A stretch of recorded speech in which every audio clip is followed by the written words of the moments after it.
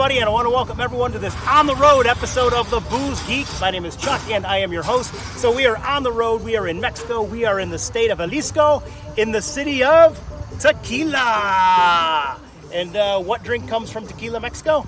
Well, if you haven't guessed it, that's what it comes from. So tequila, really quickly, tequila is actually named after volcanic rocks, and that's the volcano up top. Last time it erupted was about 2,000 years ago and made the ground very fertile and very good ground for growing the blue agave. But yeah, these are the volcanic rocks that possibly spewed out of that. But anyways, we are actually in an agave field, and let's get some shots of the agave plants. Here we go. Let's walk this way. Starting with the baby agave. And yeah, everywhere you grow. Oh, here's a better rock too. There's a better volcanic rock. But yeah, this is the baby agave. And yeah, we'll keep walking and we'll see some of the more mature agave plants. So agave plants take about 7 to 8 years to grow, but they actually don't mature till about 10 to 12 years, and that's when the farmers harvest them and take them to the distilleries, or the magueys as they're called.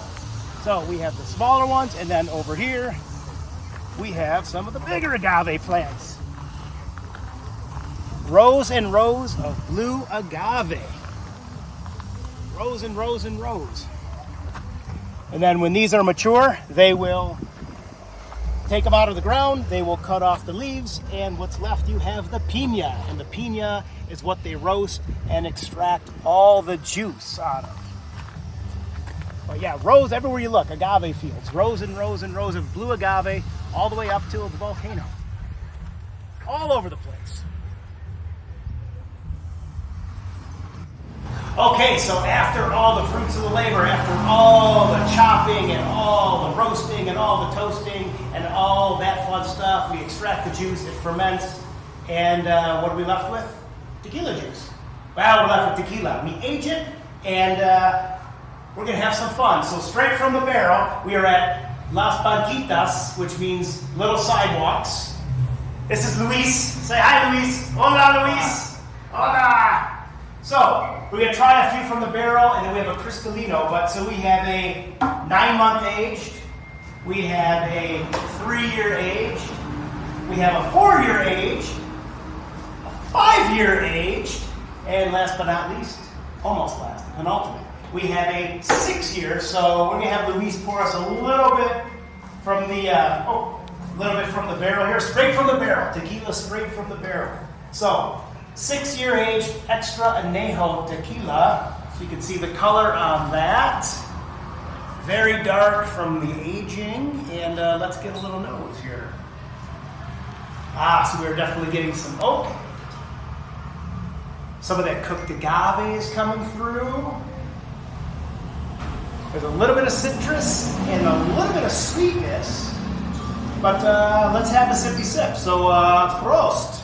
Salud. Now that is a very, very, very easy drink of tequila.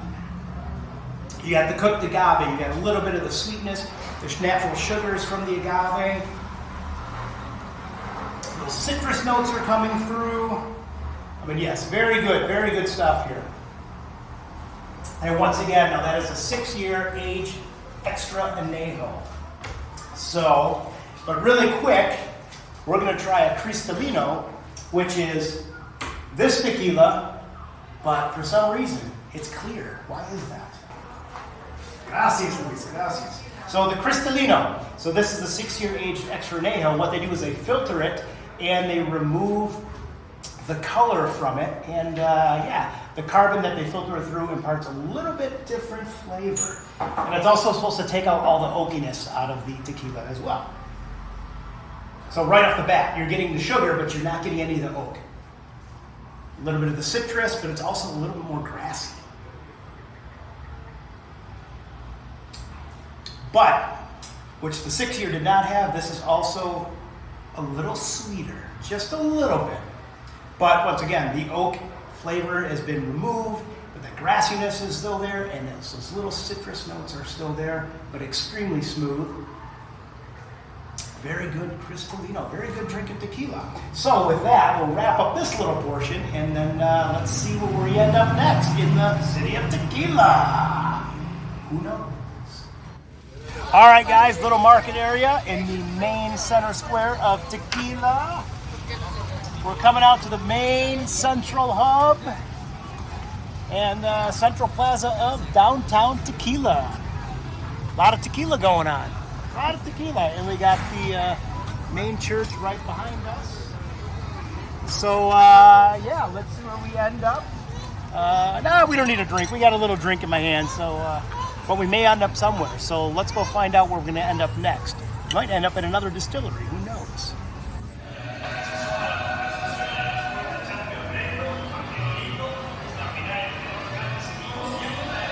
Alrighty, guys, on this little segment, a little bit more tequila to taste, but really quick, we are at the oldest Tequila Maguey, the oldest tequila distillery in the city of Tequila. And what is that distillery?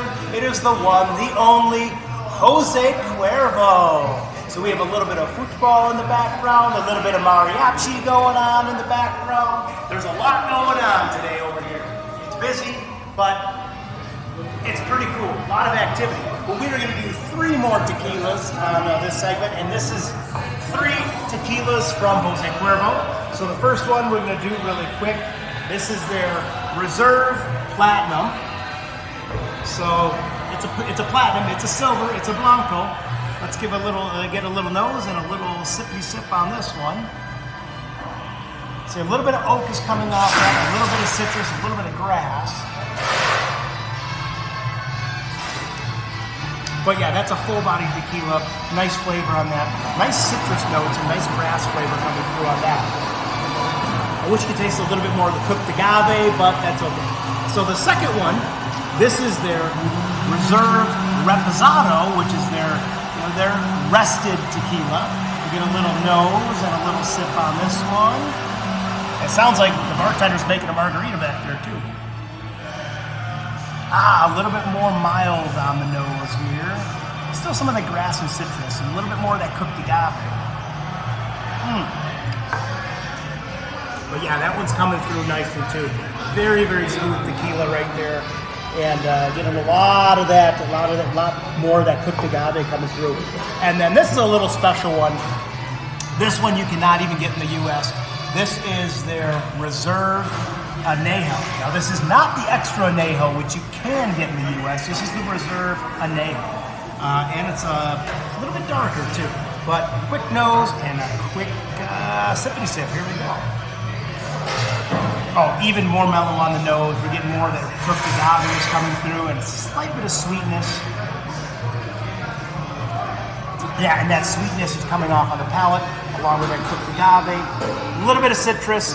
But yeah, we're doing good. So, at Jose Cuervo, baby, we are going to wrap up this segment, and we'll see where we end up next. Who knows? Maybe in the streets. Okay, well, we are still in the Central Plaza here in downtown Tequila. We are going to have one more segment, do one more shot. This is our lovely Laura. She is pouring for us today. Gracias, Laura. Gracias, gracias. And this is Anastasio Blanco, which I don't think you can get in the States. I've never seen it, but yeah, so this is what we're going to try, and we're going to tool around really quick and give you one more glimpse of the plaza here. So let's have a little sippity sip. Let's nose this. Little hint of white pepper on this one, but it's tequila bar after tequila bar. We got that one. We got this one with a whole bunch of good stuff here. Tequila after tequila. We got tequila over here. Lost tequila there. And yeah, and right in the middle, we have our tequila sign. And that's tequila. So what do you get in tequila? Some good food and some good tequila. So on that note, we're going to end the festivities. And I want to thank everyone for tuning into this on the road episode, and I hope you guys all had fun. A little bit different, but kind of changing it up. So we will see you next time. Thanks for tuning in. And let's raise that tequila shot glass. Cheers, prost, and enjoy!